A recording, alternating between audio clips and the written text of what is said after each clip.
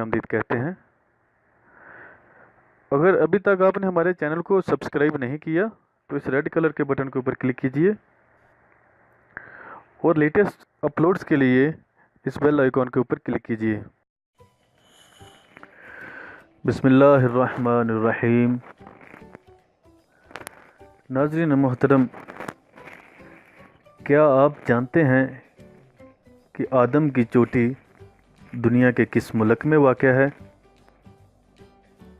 क्या आप जानते हैं कि इस आदम की चोटी को एडम्स पीक के नाम से जाना जाता है? और क्या आप ये जानते हैं कि ये शायद एक ऐसी पहाड़ी है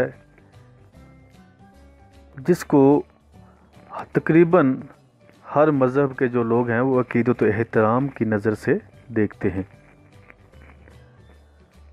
तो जिन दोस्तों ने अभी तक मेरा चैनल सब्सक्राइब नहीं किया तो मेरे इस चैनल को सब्सक्राइब कर लें, क्योंकि मैं ये एक नया सिलसिला शुरू करने जा रहा हूँ जिसमें मैं आपको दुनिया की तमाम मालूमात देता रहूँगा। श्रीलंका एक खूबसूरत मुल्क है। हर साल बड़ी तादाद में सयाह यहाँ आते जाते रहते हैं। श्रीलंका में एडम्स पीक एक बहुत बड़ी चोटी है जिसे आदम की चोटी कहते हैं।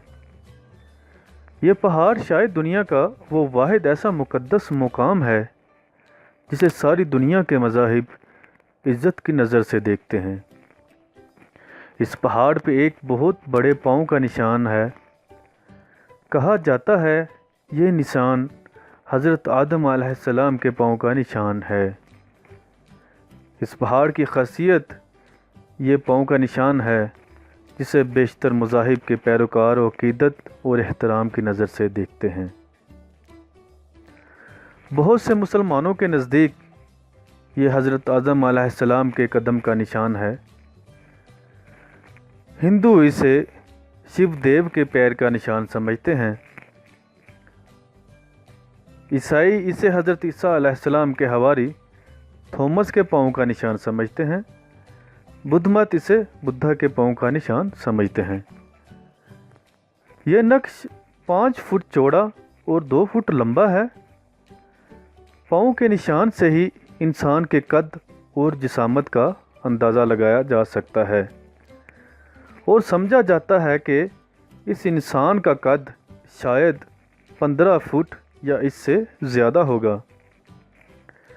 7200 फुट बुलंद ये पहाड़ श्रीलंका के दारुल हुकूमत कोलंबो से तकरीबन 200 किलोमीटर के फासले पे वाक़या है। यह श्रीलंका का दूसरा बड़ा पहाड़ है। इस पर चढ़ने के लिए कम अज़ कम 4000 से ज़्यादा सीढ़ियों पे चढ़ना पड़ता है और यहाँ तक पहुँचने के लिए 4 घंटे की तवील मुसाफत तय करना पड़ती है। अक्सर लोग रात को यहाँ आते हैं। रात के मनाज़िर बहुत खूबसूरत नज़र आते हैं।